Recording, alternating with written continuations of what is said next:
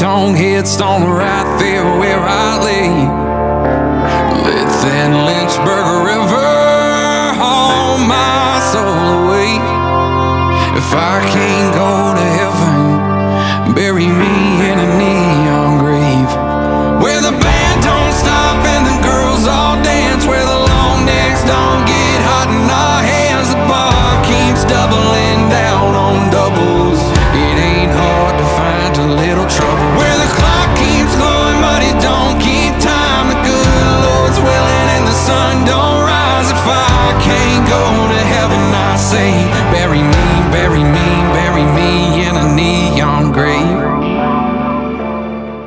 Well, folks, that was the brilliant hit single Neon Grave by Tyler Braden, and he's actually on the line now. Hey. Phil, how you doing, dude? I'm doing great. How are you? I'm doing brilliantly. I know we just spoke briefly on her. You might hear a plane or a seagull, and he lives right next to Nashville Airport. So there you go. You can't get any closer than that, can you? Absolutely. But congratulations on the EP and the singles, and everything's going well for you. It's going great. Yeah, we're excited for the EP to come out this week. We've been touring a lot. We just finished a tour with Mitchell Tenpenny, and now we're excited to come to C2C. We fly out this weekend, and so yeah, it's a lot going on at one time, but we're very excited. I know Mitchell's on as well, isn't he, at C2C? He is, yeah. I think they're a different night than us through the 3 nights, but yeah, it's going to be a great festival. Well, it's we normally go to the London one, but we're in the Glasgow one this time, so we'll be there on the Saturday when you're there in town. So yeah, looking forward to your performance. But that's a great singer, really gritty, grungy kind of gritty feel to the Neon Grave one as well. I mean, how did that come about? Man, I wrote that with 2 guys named Justin Ebach and Shane Miner, and it's been a few years since we wrote it, so I can't remember who came in with that idea, but we just kind of sat down with the words Neon Grave and just kind of what's it mean. And, everybody's going to interpret things differently. We were like, hey, if you can't go to heaven, you might as well go to a dive bar and listen to some music. And that's kind of how the idea of the song came about. And it just fitted so perfectly to go with that swampy rock kind of sound for the song. And it just worked out. And that's kind of the direction I'm going overall. I've got a huge rock influence. My first ever bands were rock bands, and so we're kind of leaning that direction. So it was a perfect title track for the EP. You can tell there's rock influences in there because, I mean, it's bucking the trend right now, if I may say, on the charts, because you have a look at the charts at the moment and there's a lot of same kind of vibe going on, if I'm being truthful, and you seem to be bucking the trend a little bit, and which is all good, all power. And it's even to that point where I've said this a few times to artists, and usually it's a lot of artists who've really had to go and get their own label a little bit, and I can picture it being in like a Netflix kind of cop thing, and you can you're in the woods being chased by somebody or other, and it's like the coppers are swarming all over the blue lights. But I've got that kind of little kind of that thing. That'd be cool to me, man. I'd love for it to be on a Netflix show. The little wooden shack, and you're trying to bolt yourself in because there's people outside. That kind of thing. But how did it all start for you? Well, I mean, I've sang my whole life. My parents all sing, my aunts and uncles. And so I sang my entire life, and then I started playing guitar around 18 or so. And my first bands ever were rock cover bands, like 90s rock, 2000s rock, and things like that. And that's just kind of how I first started singing. And, in my 20s, I was playing like acoustic shows in restaurants and things like that. And I won a trip to Nashville from a local radio station in like a American Idol style contest. And I came up to Nashville and I loved it. And I was in the fire service at the time in Alabama. I was a firefighter in Alabama, and I found a firefighting job in Tennessee. So I ended up moving to Nashville just to get a little closer and kind of be able to network while I was still in the fire service, and just everything went from there. And then how long have you been in Nashville? When has it been? How long has it been in your home? July will be 7 years. Oh, wow. So, I mean, a lot of people think, it's a new guy on the scene and things like that. But I've said this many, many, many times. People don't realize it's like the tip of the iceberg, that, underneath the ocean is where it's all happened to get to the tip of the iceberg, isn't it? So, you say. I signed my record deal in 2019, and then everything shut down with COVID and all that. So it slowed everything down a lot. So it shouldn't have been 7 years, but I mean, we all we all had to face that. You know, it is what it is. But we're still persevering and we're still pushing. Well, you've sort of supported quite some big acts, Brooks and Dunn, Brantley Gilbert, all them kind of people. Yeah. We've been blessed to get some great slots with some great crews. We did our first arena tour last year, year before with Brantley Gilbert, and we played with Brooks and Dunn last year. We're playing Brooks and Dunn again this year. Wow. We're doing Luke Bryan's Country On tour later this year.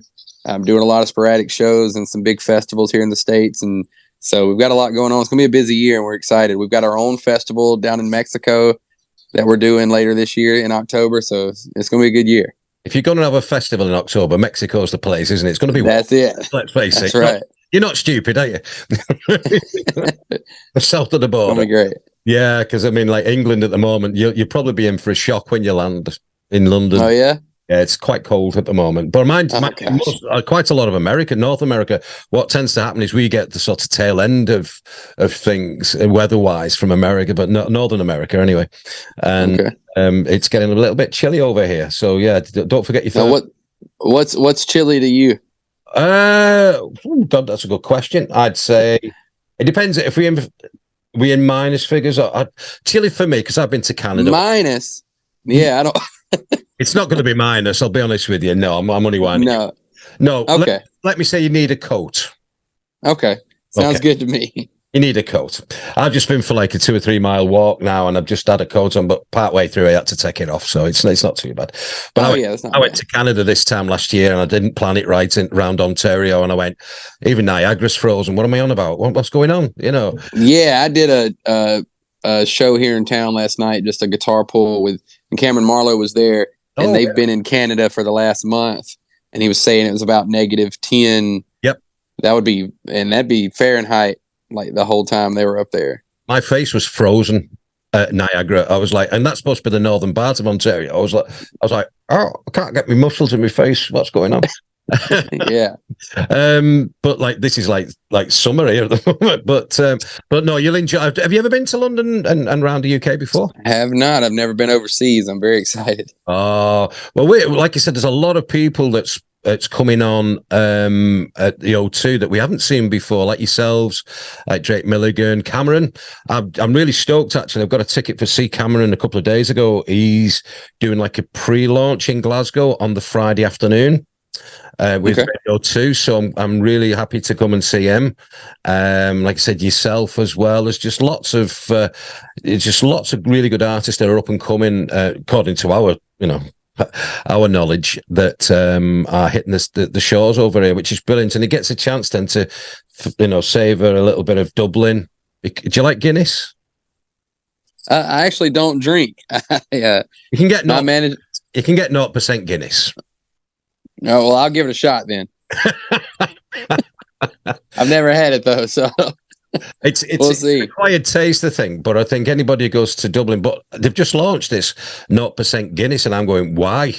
But like you said, people like they knew I was coming over there, so like we got to get something ready. There you go. And obviously Glasgow as well. Glasgow is a great city as well. So hopefully you get a chance to have a little walk around and stuff like that. But that being said, what's around the corner from you now? Like I said, the EP's done and dusted. Is there going to be an album? Is there going to be more of a tour? What's going on?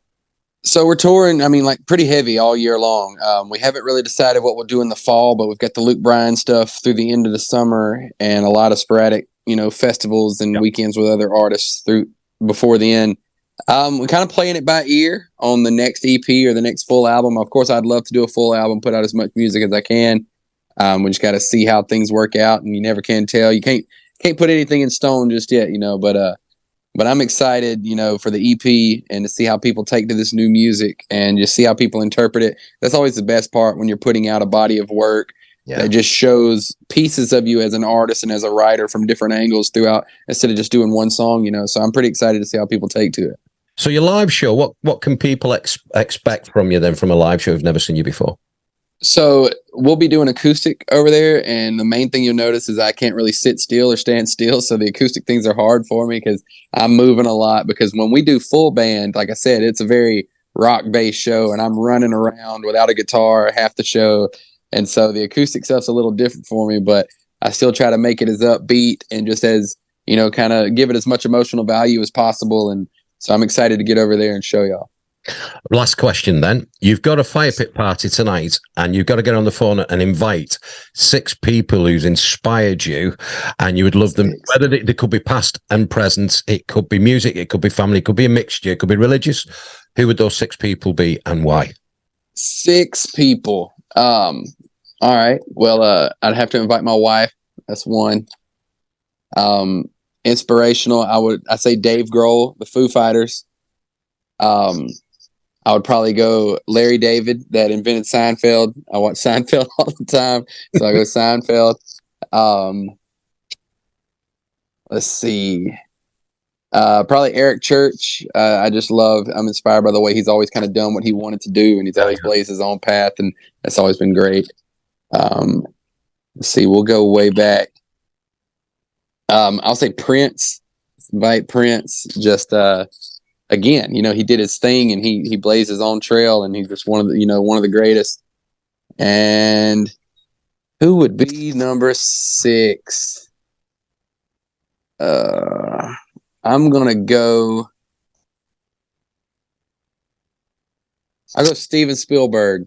We'll go Spielberg, so that way we've got so many topics of conversation. We talk Spielberg about the movies, we talk about Prince, about music back in the day. So we've got a lot of things to talk about. I think you're the only person who's not even invited Dolly Parton, because everybody I've asked this, they've got Dolly Parton. But one of the ones that somebody said to me, and that's a great selection, by the way, and it's well thought out. But the one of the first ones came to when I asked this, and I can't even remember the artist who it was, country music artist. But basically, they said Willie Nelson, Merle Haggard, Johnny Cash, Garth Brooks, Jesus Christ, and I went, I'd pay to go to that one. You can imagine the conversation around the fire with that, couldn't you?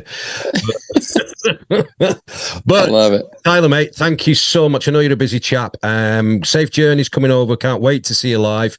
And like I said, hopefully you'll be impressed with the UK audiences and come back for more. Absolutely, man. I can't wait. Thank you so much. You take care now.